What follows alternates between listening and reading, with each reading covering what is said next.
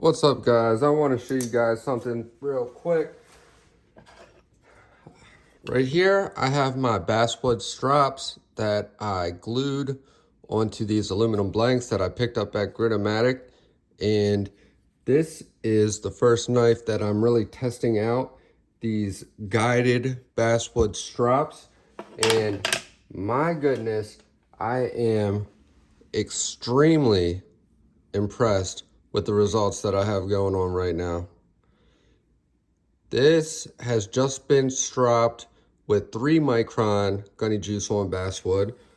That is the rating that I have attached to my red aluminum blank. Flip it over to this side. This side has not been stropped with the 3 micron yet. This side has been stropped with the 6 micron on Basswood, which was the first strop that I made passes with. If you follow me over on Instagram, then you will have seen my,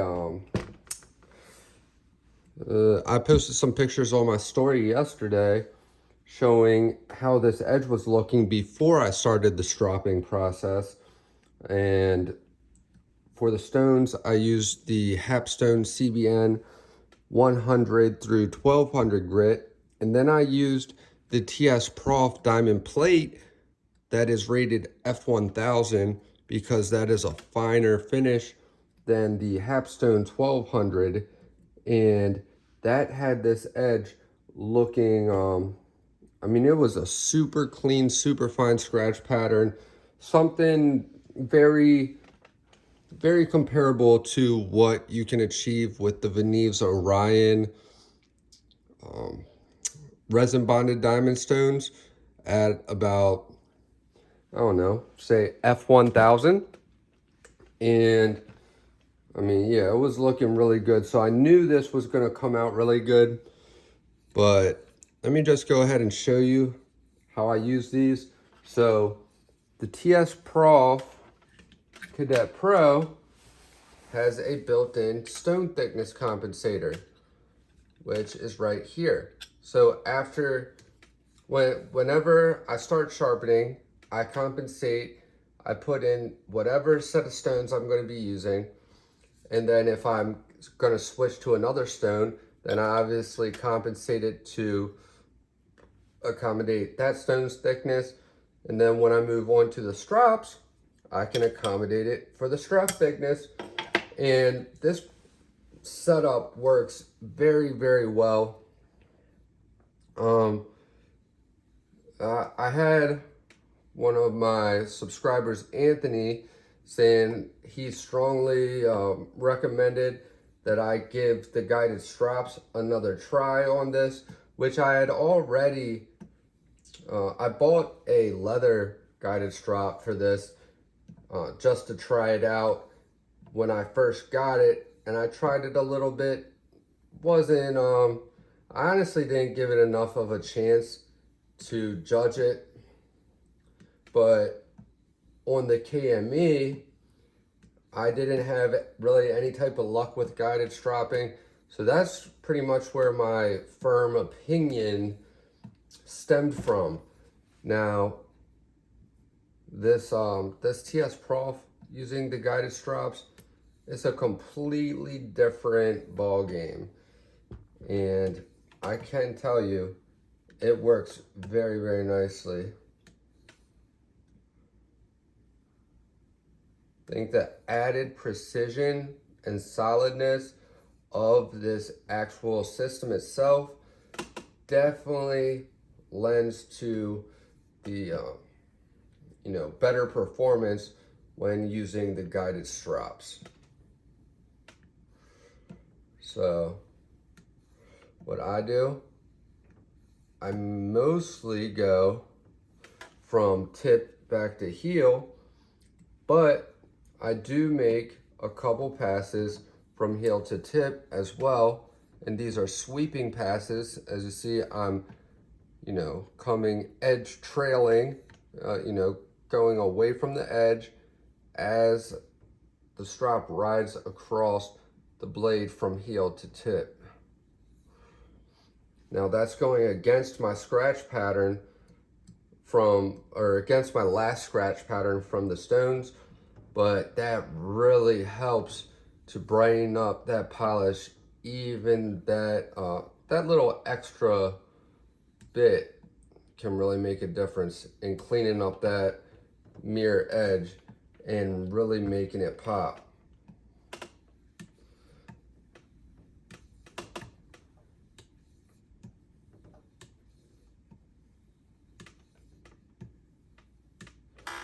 And the thing I love about Basswood, you don't have to be so careful with your pressure because the Basswood is hard and it does not wrap around your apex and round out your edge.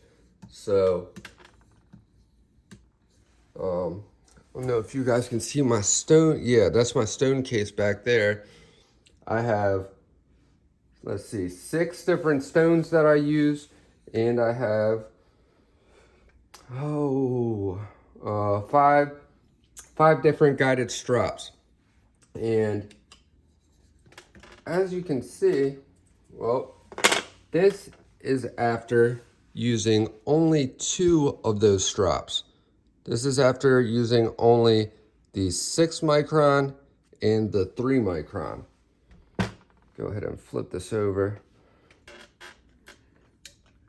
Oh yeah, and remember the last video I showed you I got this little guy, and it is the spring stopper. I took that spring off because it kept on getting caught in the swivel right there, and when I would go to do my edge trailing stroke, it would be like jammed up, and then when it released, it would, you know, jerk around. It was just not fun. So went back to no spring. Works perfectly fine that way.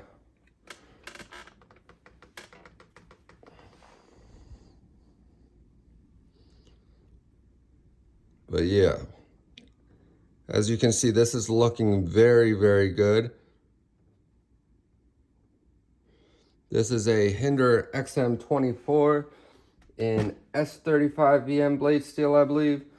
Not my favorite blade steel, but woo, boy, let me tell you, that is a nasty freaking edge. And I'm excited to see what it comes in at on the best test. And yeah, I'm really excited for my customer. This the owner of this knife is all the way out in Hawaii. I can't think of his name right now, so I apologize, bro. But yeah, you are in for a treat with this one. Guys, this thing came to me looking super rough. It still has a bunch of scratches and stuff on the face of the blade.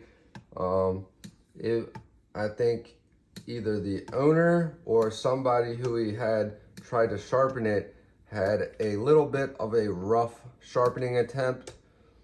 But I mean, they by no means ruined the knife.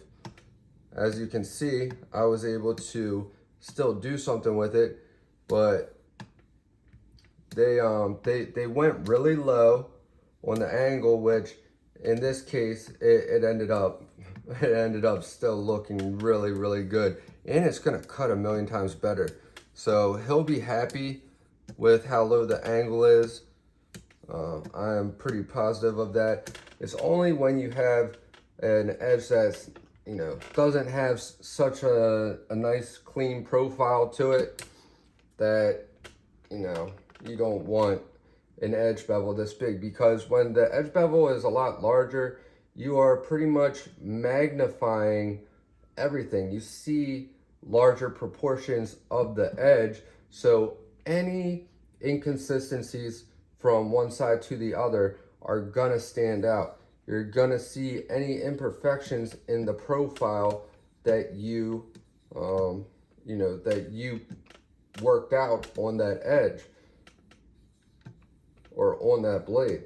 So that's why I spend a lot of time working out the profile when I'm doing the initial reprofiling of these knives, because that is so important. That is your foundation.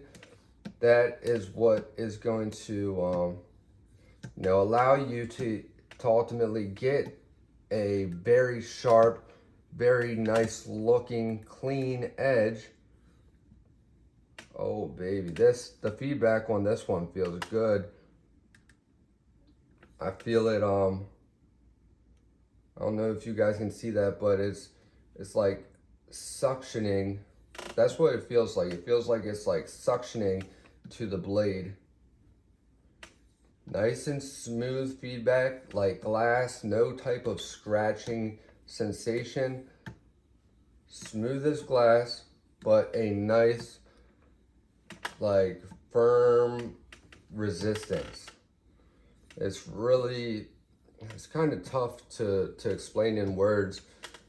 Something that you have to feel, but once you feel it, you will understand.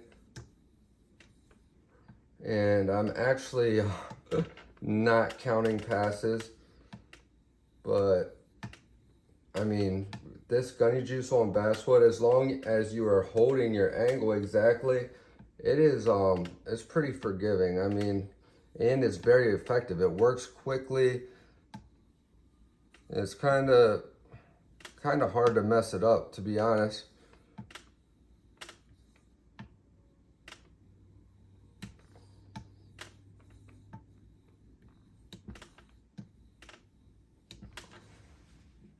Good Lord Almighty. All right, I think I'm gonna stop this progression at 1 micron because look at that.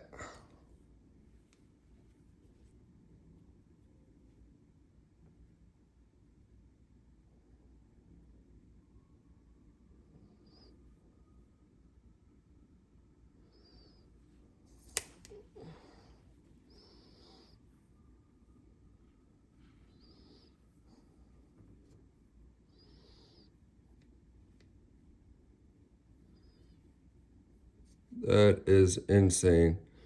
Insane. Did I hit this side with the 1 micron? Oh, I think I did. Let me make sure. Hit it one more time. Just a couple passes. Then I can always make any touch-up passes I need to freehand once I take it out of the clamp. And also I have the clamp location marked on the blade in case I need to put it back in the clamp. So there's reasons for my madness. You know, there's a method to my madness with everything that I do when it comes to sharpening these knives.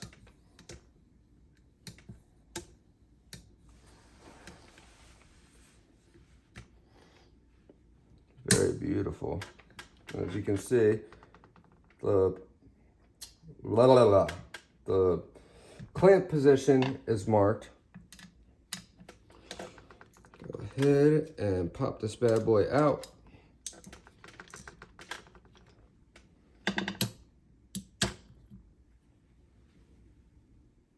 Oh yeah.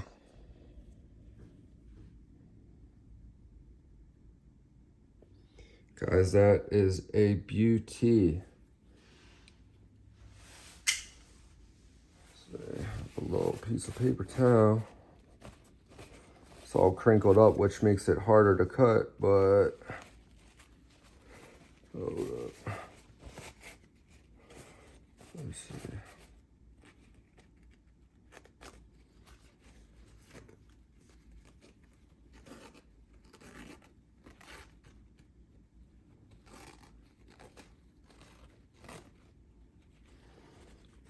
Yeah, that's a clean fucking cut.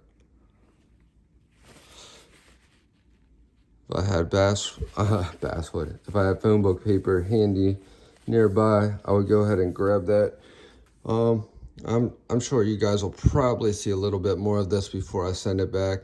I want to get some good footage of this because this is just freaking beautiful. I'm really happy with the way this came out, and I'm really excited for the owner to get this back because this thing has definitely been brought back to life. All right, guys. So I got to get all my stuff packed up. I got to get to the shop, make some money, all that good stuff. But thank you all for watching. I love you guys. Jesus loves you. Stay tuned, and I'll see you guys in the next one. Peace.